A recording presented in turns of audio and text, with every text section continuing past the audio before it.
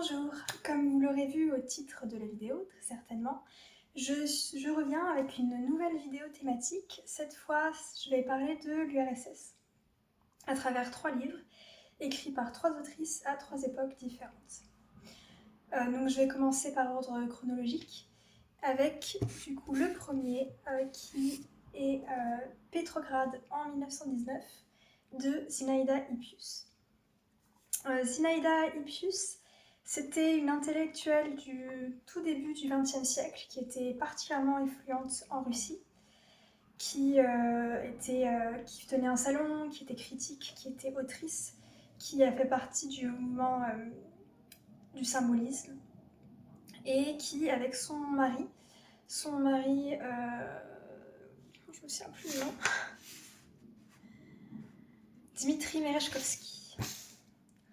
Avec son mari, Dmitri Merezhkovsky, avait soutenait certaines théories littéraires qui étaient très teintées de christianisme, de mysticisme, c'était très messianique avec des idées d'apocalypse.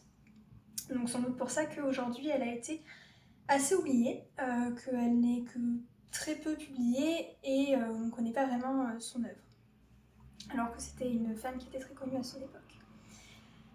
En 1917, à la Révolution, donc Zinaïda Hippius est en Russie, elle est à Saint-Pétersbourg, comme énormément d'artistes, d'intellectuels de son temps.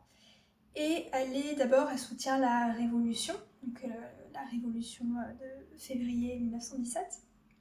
Mais par contre, très rapidement, elle est opposée au coup d'état des bolcheviks, parce que, voilà, je pense que pas mal de personnes sont peut-être un peu floues sur cette période historique, mais ce n'est pas les bolcheviks qui ont fait la révolution, il y a eu une révolution, des changements politiques ont commencé à se mettre en place et les bolcheviks ont fait un coup d'état. Et ils ont commencé par éliminer tous leurs adversaires politiques, mais aussi leurs alliés politiques, donc les socialistes révolutionnaires, les mencheviks, des personnes qui étaient idéologiquement très proches d'eux. Et comme ça, ils ont eu le pouvoir pour eux tout seuls et très très vite, ils ont mis en place une politique de terreur et de répression très forte en s'appuyant sur les institutions du tsar qui étaient déjà en place pour réprimer tous les contestataires.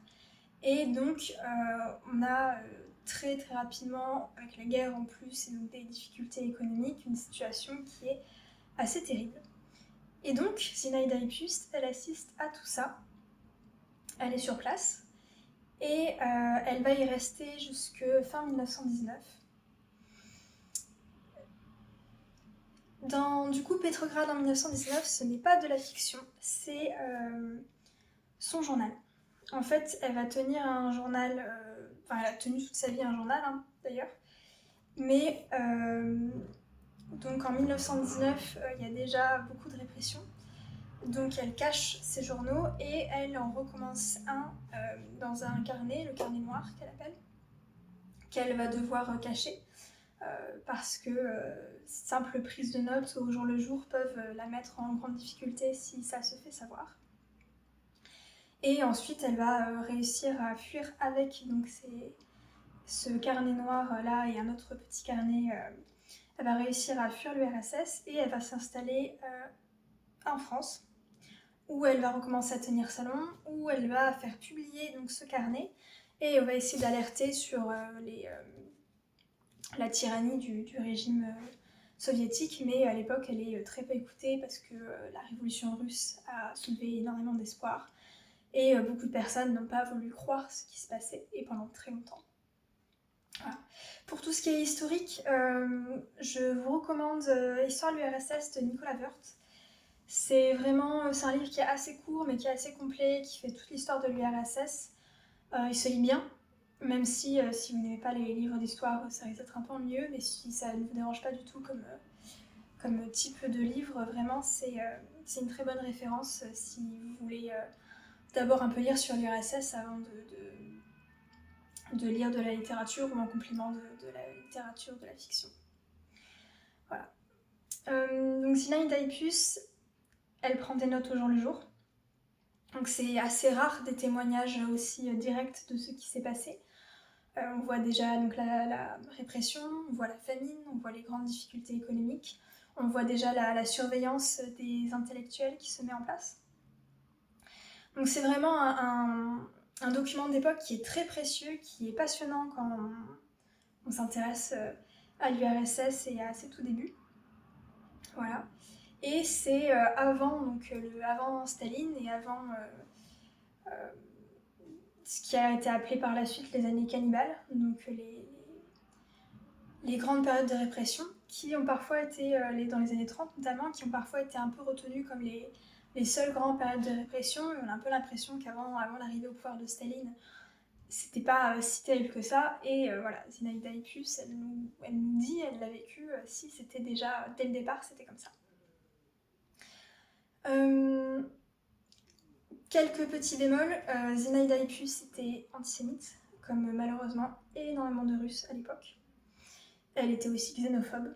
Donc quand on lit Petrograd en 1919, on a l'impression que les bolcheviks et les répressions, c'est la faute des étrangers, des Géorgiens, des Lituaniens, des Lettoniens, des Chinois. Voilà, et puis elle est antisémite. Donc voilà, à prendre parfois avec des pincettes. Il y a ce qu'elle décrit et qui est la réalité qu'elle constate. Et puis après, il y a ses propres idées et opinions qui sont, voilà, des fois assez racistes. Donc ça, c'est pour le premier livre. Le deuxième livre, on est sur de la fiction cette fois-ci. Mais une fiction qui est quand même très proche de la réalité. Donc c'est Sofia Petrovna de Lydia Tchoukovskaya. Donc toujours aux mêmes maisons d'édition, les éditions Interférence, qui est une maison d'édition très intéressante. Je vous mettrai le lien vers le site dans la barre d'infos. Il y a pas mal de traductions du russe, mais pas que. Et voilà, c'est vraiment une très bonne maison d'édition. Lydia Tchoukovskaya, je vous en dirai pas trop sur elle. Déjà, c'est une personne que je connais assez mal, une personnalité que je connais assez mal. Et en plus, les courbes Gracile a fait un épisode de podcast sur la littérature de l'intérieur, donc pas les personnes qui se sont exilées, mais les personnes qui sont restées et qui ont décrit ce qui se passait en URSS, notamment dans les années 30 et après. Et donc elle parle de Lydia Tchoukovskaya et d'Anna Akhmatova et du lien entre les deux. C'est vraiment un épisode, c'est vraiment une vidéo très intéressante, donc je la mettrai en lien. Et elle vous en apprendra beaucoup plus que ce que moi je pourrais le faire. Donc c'est un livre qui a été écrit en 1939, donc en plein dans les années cannibales. C'est un livre qui a été publié d'abord à l'étranger, en France, en russe, dans les années 60. Donc voilà, quand même pas mal d'années après. Et qui a été traduit en français dans les années 70 sous un autre titre. Et le titre c'était La maison déserte. Vous pourrez, si vous trouvez La maison déserte de Lydia Tchoukovskaya, c'est le même livre que Sofia Petrovna. Et il a fallu attendre les années 80, je crois, pour que ce soit enfin publié en russe. Mais la distance entre le moment d'écriture et le moment de publication ne change pas le fait que ça a été écrit vraiment pendant ces grandes années de répression.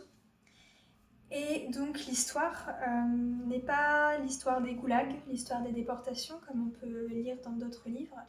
C'est l'histoire des personnes qui y restent, des personnes qui perdent des proches, qui cherchent à avoir des nouvelles de leurs proches, à savoir pourquoi elles ont été arrêtées, pourquoi est-ce qu'elles ont été condamnées, à combien d'années elles ont été condamnées, est-ce qu'elles peuvent entrer en contact, et qui parfois pendant des dizaines d'années ne sauront pas que leurs proches ont en fait été exécutés et seront maintenus dans l'ignorance donc de ces exécutions qui existaient à ces époques de façon assez intense parce que tout simplement Staline était assez paranoïaque et donc il voulait absolument que l'on trouve des ennemis politiques et notamment des saboteurs et il donnait des quotas et ces quotas il fallait les remplir sous peine d'être soi-même accusé de sabotage. Donc C'est ça qui a rendu ces années aussi terribles, c'est que n'importe qui pouvait être arrêté, parce qu'il y avait des quotas à remplir, et donc n'importe qui pouvait être exécuté, déporté, et les proches étaient laissés dans l'ignorance. C'est une situation qu'a connue Lydia Chukhovskaya, qu'a connue Anna Akhmatova, qu'a connu énormément de personnes à l'époque, et c'est ce qui est décrit dans Sofia Petrovna. Donc c'est le prénom du personnage principal. Voilà. Donc c'est un livre qui est assez court, qui est faussement simple parce que donc, ce personnage principal, c'est une femme qui est elle-même assez simple, qui croit dans le régime, qui a un travail de bureau, qui essaie de le faire le mieux possible, et qui a un fils qui est un beau petit communiste convaincu qui va être arrêté. Elle a aussi une collègue qui va être arrêtée pour une faute de frappe. Elle va écrire le mauvais mot en recopiant un texte, et donc elle va être accusée de sabotage. Et donc Sofia Petrovna va essayer d'avoir des nouvelles de cette collègue et de son fils, va elle-même finir par avoir peur d'être elle aussi accusée de sabotage, puisque elle continue d'essayer de défendre son fils qui est un bon communiste. Elle espère qu'il va être relâché, que le régime va se rendre compte de son erreur. Voilà. Et donc il y a toute cette attente, cette peur qui s'installe. D'abord au début l'espoir que ce soit juste une erreur qui va rapidement être réparée, puis se rendre compte que en fait beaucoup des personnes qui quand même vont faire la queue pour prendre des nouvelles, pour essayer d'être en contact avec leurs proches, en fait leurs proches aussi ont été accusés injustement, que ce sont aussi des personnes qui sont innocentes, et de se rendre compte qu'en fait elle est une parmi une multitude. C'est un récit qui est court, qui est très prenant et qui retranscrit vraiment bien le calvaire qui était vécu par ces personnes dont leurs proches, leurs amours étaient déportés. D'ailleurs, Anna Akhmatova aurait lu ce texte, aurait dit que donc, chaque mot était vrai. Voilà. C'est un très bon livre, vraiment, je vous le recommande beaucoup. Enfin, on s'éloigne encore un peu plus du document historique, on va dire, pour un livre qui a été écrit après la chute de l'URSS. Donc c'est Le temps des femmes d'Elena Tchijova. Tchijova, oui. Je suis pas tout à fait sûre que c'est comme ça que se prononce son nom de famille, mais voilà, je ne pourrais pas faire mieux. Elena Tchijova, elle est quand même née en 1957, donc elle a quand même grandi à l'époque de l'URSS, mais elle s'est mise à écrire dans les années 2000, donc après la chute du régime. Et ce n'est pas du coup autobiographique, ce n'est pas un document, mais on a quand même énormément des éléments de cette époque. Donc ça se passe notamment pas mal dans les années 50-60, mais aussi ça balaye vraiment toute l'histoire de l'URSS avec 3 générations de personnages. L'histoire elle est assez simple. On a une jeune femme qui vient de la campagne, qui n'est pas du tout éduquée, et qui va, après une histoire d'amour, si on peut dire ça comme ça, après une relation assez brève, va se retrouver enceinte et mère célibataire. Son entreprise, son usine va donc lui attribuer un logement dans un appartement communautaire qu'elle va donc partager avec 3 vieilles femmes qui toutes les 3 se retrouvent seules après avoir perdu toute leur famille dans des circonstances tragiques mais malheureusement très banales à l'époque. Ça peut être les répressions, ça peut être l'exil, ça peut être la Seconde Guerre mondiale, le siège de Saint-Pétersbourg, de Leningrad, qui a vraiment été terrible. Ça se passe à Leningrad d'ailleurs, ce livre. Et donc cette jeune femme va donner naissance à une petite fille qui va se trouver être muette. Et donc sa mère va cacher au comité d'entreprise qui vraiment ingère énormément dans la vie des personnes qui travaillent dans cette usine. C'est assez impressionnant de voir à quel point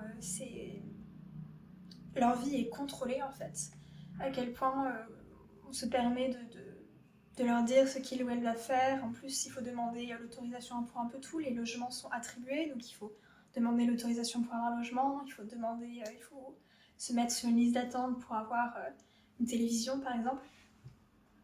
Et les appartements communautaires, donc où on ne peut pas vivre chez soi et on se retrouve à partager le quotidien avec des personnes qu'on ne connaît pas du tout. Et donc cette jeune mère, elle va avoir peur qu'on lui enlève sa fille si on se rend compte qu'elle est muette. Et donc elle va ne pas l'envoyer à l'école et elle va la confier à la garde de ces 3 femmes âgées. On sait dès le départ que la mère va mourir et que donc la petite va rester avec ces 3 vieilles dames. Le temps des femmes, le titre, ça fait donc référence à cet entre-soi féminin dans cet appartement où il y a 3 générations de femmes. Mais ça fait aussi référence à une situation plus globale en Russie à l'époque, qui est qu'après la Seconde Guerre mondiale, il y a tout simplement un déficit d'hommes qui ont été vraiment tués à la guerre dans des proportions assez par millions, quoi. Donc il y a des endroits où on peut avoir 6, 7, 8 femmes pour un homme. Donc c'est vraiment la reconstruction de l'URSS après la Seconde Guerre mondiale, en grande partie était fait par des femmes, et il y avait énormément d'endroits où les femmes étaient seules, voilà, et prenaient soin les unes des autres seules ou pas, élevaient les enfants seules. Voilà, d'où le temps des femmes.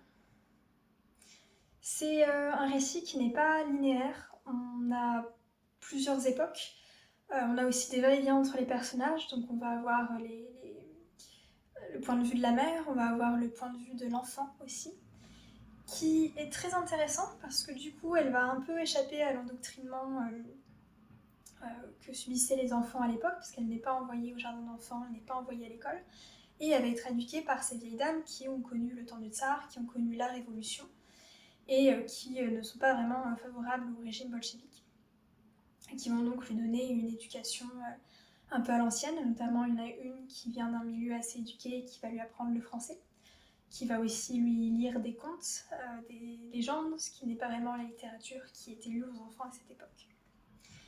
Et ce qui est assez intéressant, c'est que cette petite fille qui est muette, du coup, elle se fait une certaine idée du monde à partir de ces histoires qu'on lui raconte, mais aussi des histoires qu'elle entend sa vieille dame raconter, des histoires d'avant la guerre, de pendant la guerre, d'avant la révolution. Et elle va un peu se créer une idée assez fausse et assez originale du monde, que personne ne corrige, parce que vu qu'elle ne parle pas, personne ne se rend compte à quel point elle se fait son propre univers dans sa tête. Et se fait sa propre vision du monde qui est fausse, mais qui est très poétique, qui est vraiment très merveilleuse même. C'est très teinté par le conte, c'est vraiment... Les contes, c'est vraiment un peu une toile de fond dans ce livre, parce que moi j'apprécie beaucoup. Donc on a vraiment un peu ce document, enfin c'est pas un document, mais cette réalité historique très terne et triste et difficile. Ah, les 3 femmes sont très pauvres, donc la jeune mère, les 3 vieilles femmes sont pauvres, donc la jeune mère doit... Je suis désolée, j'ai oublié leur nom et leur prénom, donc... enfin, je ne sais plus qui est qui. Doit s'occuper de ces 3 dames âgées qui n'ont juste pas assez de quoi survivre, donc elle a à charge ces 3 dames, sa fille, elle-même, tout ça sur un salaire d'ouvrière qui était quand même pas particulièrement élevé, et plus les problèmes de santé qu'elle va développer, et qui vont finir par la tuer assez jeune. Voilà, je pense que vous dire de plus.